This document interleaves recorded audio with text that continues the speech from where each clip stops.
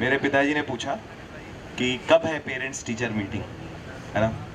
तो मैम ने बताया कि अभी 2 हफ्ते बाद है ये। तो फिर पेरेंट्स टीचर मीटिंग वाले दिन हम लोग अपने प्रिया स्कूटर, एक आप लोगों को तो अभी सब हवाई और इतिहास की बातें लगेंगे। एक टाइम पे एक प्रिया स्कूटर आता था जिसके लिए 3 से 4 साल वेटिंग होती थी, तब वो मिलता था। आजकल वो कारों में वेटिंग है 6 महीने, तो लोग परेशान होते हैं। एक टाइम पे स्कूटर की वेटिंग हुआ करती थी, बजाज का एक स्कूटर था वो। तो खैर हम लोग वहाँ से पहुँचे और मैं मीना मैडम के कमरे में मेरे को पिताजी लेके गए। जैसे पेरेंट्स टीचर मीटिंग होती थी, एक एक पेरेंट एक बच्चा जाता था। मैं अंदर पहुंचा, मीना मैम ने अंदर मुझे बुलाया और मुझे यहाँ पे ऐसे प्यार किया और मैंने अपने फादर की तरफ देखा। और फिर उसके बाद मैं बहुत, हम लोग एक्चुअली जो बहुत पुराने, जो थोड़े मेरे जैसे बूढ़े लोग हो गए, हम लोग बहुत समझदार थे। हम लोग को एग्जैक्टली पता होता था कि जब हम साथ में एज अ फैमिली कोई फिल्म देख रहे हैं या टीवी पे कोई सीरियल देख रहे हैं तो कब हमें पानी लेने जाना है ना। हमें ये पता रहता था। आजकल के बच्चों में, मतलब मेरा बच्चा जब देख रहा होता है मैं उठ के चला जाता हूँ पानी लेने, इतना जनरेशनल शिफ्ट हो गया है। तो खैर मैं कमरे से चला गया और मुझे पूरा विश्वास है कि उस दिन मेरे फादर ने और मेरी मैडम ने मेरी पढ़ाई लिखाई को लेकर ही कोई बात की होगी तो की होगी। खैर हुआ क्या इस फोकस करने से कि मैं सही में क्लास सेकंड में टॉप कर गया, मैं क्लास में फर्स्ट आ गया। तो रिजल्ट वाले दिन पिताजी पहुंचे और मीना मैडम से कहा कि मैम मैं पार्टी दूंगा। मैम ने कहा नहीं नहीं मैं पार्टी दूंगी। 5-6 मिनट तक यही होता रहा, मैं पार्टी दूंगी, मैं मेरा बच्चा है, मेरा बच्चा है, ये मैं पार्टी दूंगी, और ये सब होता रहा। फिर फाइनली एक दिन जगह डिसाइड हुई पार्टी की, और वो जो दिन डिसाइड हुआ वो बहुत इंपॉर्टेंट दिन था मैम, ऐसा छोटा मोटा दिन नहीं था। ये वो दिन था जिस दिन मेरी मम्मी की किटी पार्टी होती थी, ताकि कोई एक्सटर्नल डिस्टरबेंस हमें न रहे। फिर हम लोग निकले स्कूटर पे, और पता नहीं आजकल वो वैसा नहीं होता है। तो मैं गया स्कूटर में, पीछे बैठा था, मैम आई, मैम स्कूटर में आके पीछे बैठी, मैं स्कूटर में आके आगे खड़ा हो गया। और हम लोग जब मैम के मोहल्ले से, जिस कॉलोनी से जब हम निकल रहे थे, तो अगर हम उसका कोई फोटो ऐसे खींचता पीछे से, तो बिल्कुल हम लोग छोटा परिवार सुखी परिवार के ब्रांड एम्बेसडर थे। फिर हम लोग पहुँचे और वहाँ पे एक रेस्टोरेंट पहुँचे जो बहुत दूर था शहर से, और वहाँ पे 2 मसाले डोसे ऑर्डर किए गए और एक सादा डोसा मेरे लिए ऑर्डर किया गया। और फिर मैम ने एक छोटा सा पर्स एक लाई थी। वो आजकल जैसे मेरी वाइफ के इतने बड़े बड़े पर्स होते हैं, वो उसमें वीकेंड भर का सामान आ जाता है, तब पहले पर्स छोटे होते थे बहुत। तो उन्होंने, मैम ने एक छोटा सा पर्स निकाला और उसमें से फिर मेरे को माथे पे यहाँ पे प्यार किया, और एक छोटे से पर्स एक छोटा सा कार्ड निकाला और मेरे पिताजी की तरफ बढ़ाते हुए कहा, भाई साहब शादी में ज़रूर आना है। That was anti-climax. शादी में ज़रूर आना है आपको, भाभी जी के साथ आना है। इस घटना के बाद से मेरे पिताजी का इस देश की एजुकेशन सिस्टम पर से विश्वास उठ गया। और आपकी हैंडराइटिंग का उसके बाद क्या हुआ? और वही मैं बता रहा हूँ मैम, और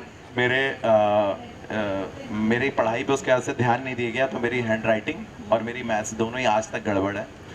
उसके बाद से मैडम ने, इस शादी के बाद मैडम ने स्कूल आना छोड़ दिया और पिताजी ने पेरेंट्स टीचर मीटिंग में आना छोड़ दिया। और मसाला डोसा जो आया था, उस मसाले डोसे से उनको इतनी ज़्यादा नफरत हुई कि वो आज तक मसाला डोसा नहीं खाते हैं। अब मैं, इस कहानी की जो आखिरी लाइन है वो ये है कि अब मैं इस इंतज़ार में हूँ कि कब मेरा बेटा क्लास सेकंड में जाए और मैं थोड़ा बहुत ही सही अपने पिताजी जैसा महसूस करूँ। Wow. Thank you. So did we all like the story? Yes. और मेरे ख्याल में हम लोग का माइक ने बहुत टाइम ले लिया, तो हम बच्चों के सवाल जी, जिनके बिल्कुल। हैं ले सकते हैं। मैं फिर से डिस्क्लेमर दे रहा हूँ, जो भी मैं बोल रहा हूँ उसको घर पे टेस्ट ना करें।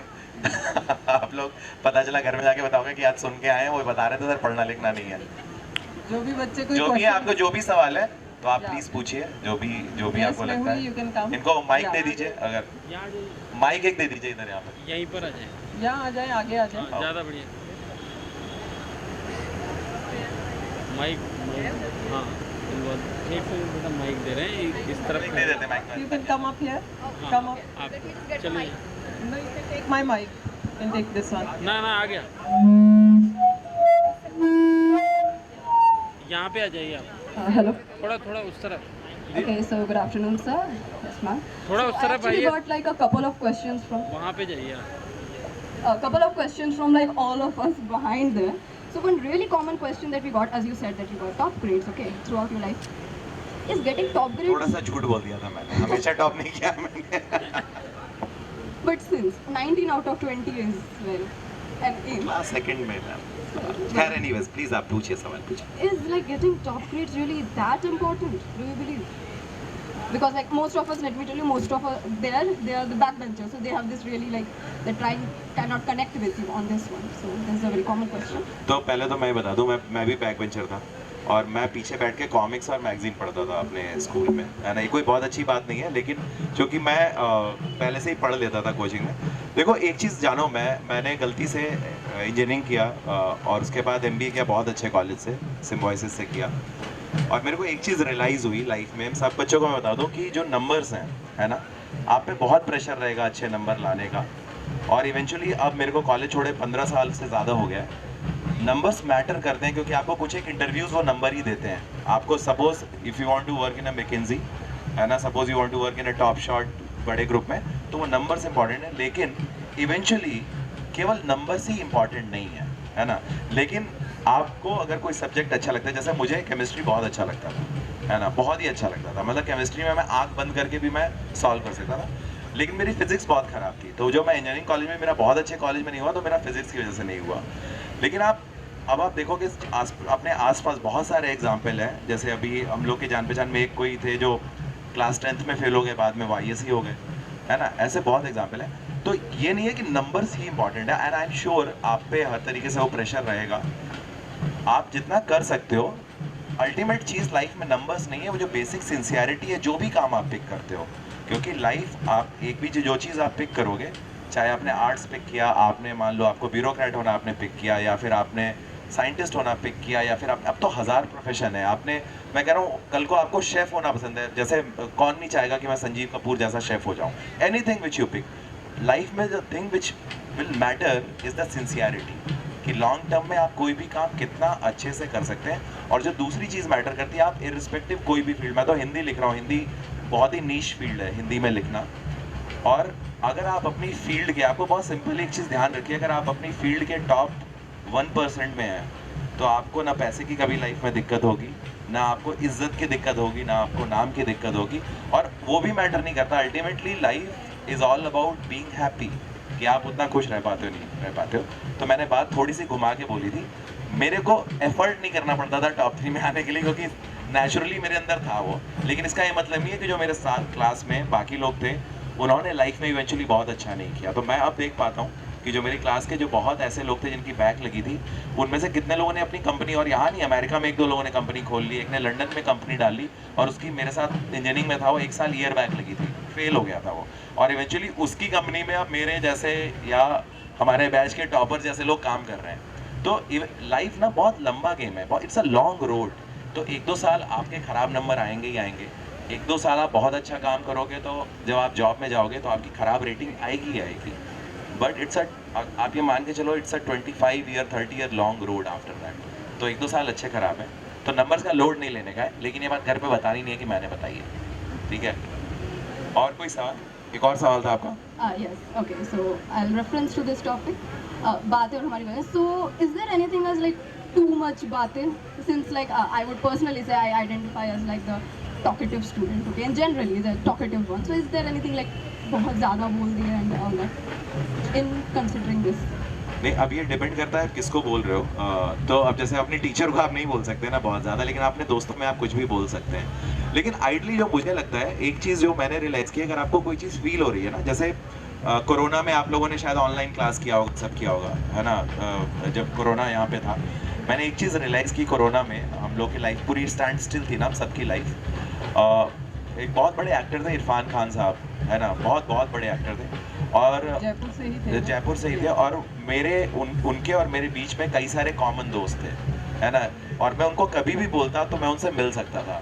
मुझे लाइफ में ये मलाल है कि मैं उनको ये बोल नहीं पाया कि सर आप कितने महान व्यक्ति थे। जैसे मैं कई लिट फेस्ट में गया हूँ, जहाँ पे रस्किन बॉन्ड पड़ोस वाली टेबल पे ब्रेकफास्ट कर रहे हैं, और मुझे कई बार ये लगता है कि मैंने उन बचपन में कितना पढ़ाया उनको, और मैं सोचता हूँ मैं इनको क्या बोलूँ सर, बिग फैन। उनको 1 करोड़ बार लोग वो चीज़ बोल चुके हैं। But still after corona I have realize कि अगर मुझे किसी का भी काम अच्छा लगा, यहाँ पे हो सकता है मैं जाते जाते कोई बच्चा ऐसा है जिसकी कोई पोएम मुझे बहुत अच्छी लगी या ऑनलाइन मेरे को कोई दिख गया, तो I make sure after corona, ये मेरी लर्निंग है बहुत बड़ी, कि मैं उनको ये बोलता हूँ कि आपकी ये चीज़ मुझे बहुत अच्छी लगी है। मैं कई बार रैंडम लोगों को भी मैसेज कर देता हूँ, उनका नंबर कहीं से लेके, किसी एक्टर को या किसी राइटर को जिनका काम मुझे बहुत पसंद है, क्योंकि मेरा कर्म ये है या मुझे बोलने में अच्छा लगता है। मैं ये रिग्रेट नहीं चाहता अब लाइफ में कि ये बात मैं बोल सकता था और मैं नहीं बोल पाया। न बोली की बात का रिग्रेट बहुत बड़ा, और कोरोना ने हमें बहुत सारी चीज़ें सिखाई हैं, तो I think I will take that lesson. और बातें ऑब्वियसली अनफिल्टर्ड बातें आप दोस्तों के साथ कर सकते हैं, हर जगह नहीं कर सकते, तो हमारी जो आज़ादी भी है it is with a condition, है ना, आप किसी की नाक पे नहीं मार सकते ना, है? तो वो है। थैंक यू, बहुत अच्छे आपने सवाल पूछे, सारे बैक बेंचर्स को मेरा hello. Actually, since you have, I'll just have one last question. This is from the back. Okay. So previously you said that to connect with your parents, you have to talk to them, or you said that write in your diary. So some of us, we are not able to even write or just communicate with them, since we are at that age that we are like not too young and not very adult. So how do we actually like connect? मैं वो बातें। हाँ, ये बहुत बहुत अच्छा सवाल है ये। देखो, हर बच्चा जो है ना, लड़का लड़की दोनों, एक एज ऐसी आती है 14-15 के बाद में, तो उसके अराउंड में, जब हमें ना हमारे अंदर अपने घर वालों को लेके बहुत गुस्सा होता है ना, सारे लोगों को इर्रिस्पेक्टिव, चाहे वो कितने अच्छे हैं कितने बुरे हैं, हमें इन जनरल वो गुस्सा होता है, और वो गुस्सा बहुत ज़रूरी है लाइफ में, क्योंकि जो वो गुस्सा है, आप देखो क्या है, हम सबकी लाइफ में मोर और लेस क्या होगा, जब आप कोई सोचोगे कि मैं 12th के बाद आप किसी को बोलोगे कि मैं पायलट बनूंगा, तो एकदम से आपके जो चाचा टाइप रिश्तेदार होते हैं, और रिश्तेदार टाइप चाचा वाली पूरा एक वो करता है ना काम, अंकल आंटी वाले जो एक होते हैं, वो एकदम से बताएंगे अरे यार वो फलाने जी के लड़के ने ये किया था, और वो फलाना वो तो IIT गया, उसका तो पैकेज इतना है, और उसका तो ये है। ऐसे बहुत लोग आपकी लाइफ